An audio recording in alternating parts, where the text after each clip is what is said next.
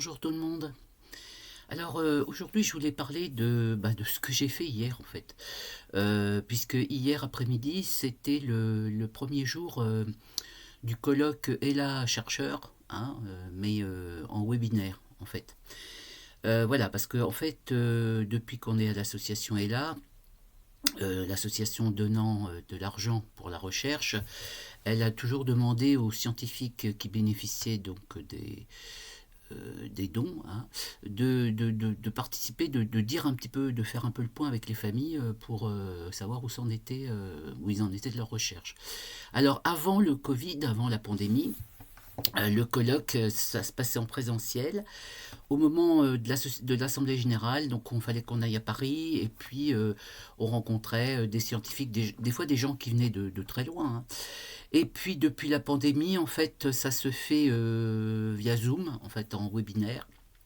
Et, euh, et puis, donc depuis cette pandémie, moi, comme j'ai vraiment, comment dire, des mauvais souvenirs hein, d'aller à Paris. On y allait pour la maladie de Gabriel, tout ça. Donc, à partir du moment où les colloques ils ont été en webinaire, eh ben, donc j'ai arrêté d'aller même aux assemblées générales. Hein, je préfère donner des procurations. Et voilà. Donc hier après-midi, c'était le colloque famille chercheurs. Et c'était ciblé, hein, c'est sur 2 jours, mais en fait, il y a un programme. Et donc, je voulais voir où c'en était. Il y avait donc comment dire, une intervention sur la maladie d'Alexander dont souffrait Gabriel. Et j'ai écouté la personne, c'était un monsieur, c'était un chercheur italien. En fait, déjà, ça fait plusieurs années, je l'avais déjà dit dans une autre vidéo, plusieurs années déjà qu'il y a des pistes vraiment importantes par rapport aux oligonucléotides, pardon, aux oligonucléotides antisens, hein, c'est-à-dire les nucléotides, vous savez, c'est les protéines qui s'associent pour construire la molécule d'ADN et d'ARN, hein, d'une autre façon. Et l'ARN, vous savez que l'ARN messager, vous savez ou vous ne savez pas, hein, c'est un peu la recette de cuisine pour fabriquer des protéines. Dans la maladie d'Alexander, la protéine en question, elle est de mauvaise qualité. Et on s'est aperçu que en faisant un blocage sur l'ARN grâce aux oligonucléotides antisens, là, on réussissait à bloquer cette mauvaise protéine. Ça, c'était sur les souris, hein, c'était les autres années hein, qu'on avait vu ça. Donc, ça évitait qu'il y ait toutes ces petites fibrilles qui bousillent les astrocytes dans la maladie d'Alexander. Donc, cette année, il y a un laboratoire, déjà ça fait plus d'1 an maintenant que c'est mis en place. Il y a un laboratoire, alors je me rappelle plus, je crois que c'est Ionis ou Ionos, je n'ai pas bien retenu le nom du labo, qui fait une étude. Alors là, j'ai pris des notes un petit peu, hein. C'est une étude multicentrée avec plusieurs pays. Il y a 49 patients entre 2 ans et 65 ans qui sont atteints de la maladie d'Alexander. Alors les pays en question, j'ai regardé, bah, la diapo est passée assez rapidement, mais il n'y avait pas de français, ce qui m'a un petit peu déçu, mais il y avait des japonais, des australiens, pas mal d'américains, parce qu'apparemment c'est en Amérique, italiens et je crois néerlandais, je crois. Parce qu'en fait, il se trouve qu'en Italie et en Hollande, ça travaille beaucoup sur la maladie d'Alexander. Donc voilà. Et ils ont testé un médicament donc, qui serait à base d'oligonucléotides antisens, là, qui s'appelle, alors je l'ai écrit hein, parce que c'est un peu compliqué, Zilganersen. Donc, voilà. Donc le Zilganersen, apparemment, d'après ce que j'ai compris, parce que c'était pas bien explicite sur leur présentation, il serait injecté toutes les semaines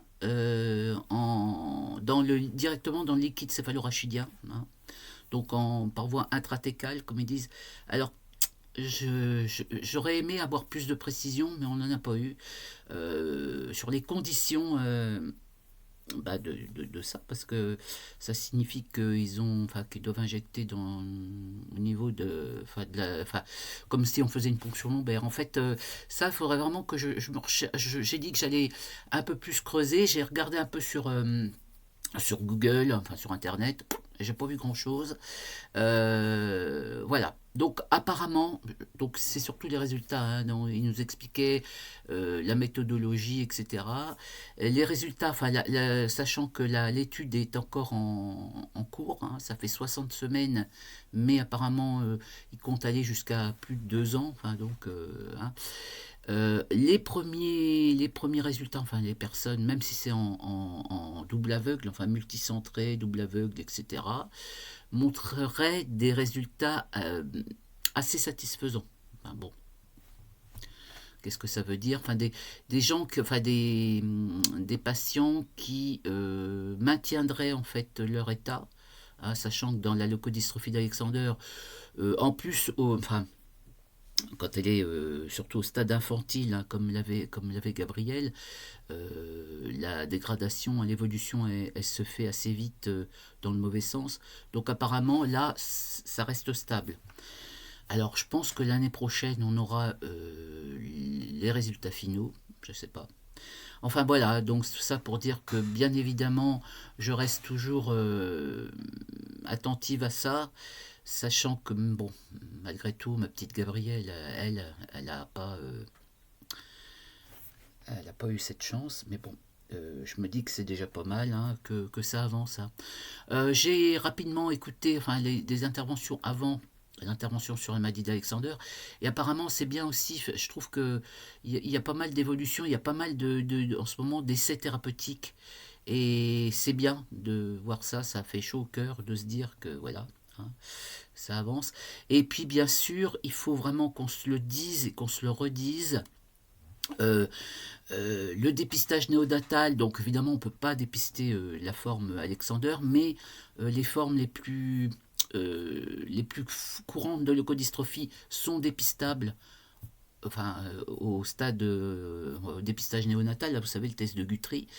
Et ben voilà, il faudrait vraiment qu'on se batte pour que ça passe et que ce soit fait en même temps que le reste, la mucoviscidose, etc. Enfin tout ce qui est fait au niveau du test de Guthrie. Voilà.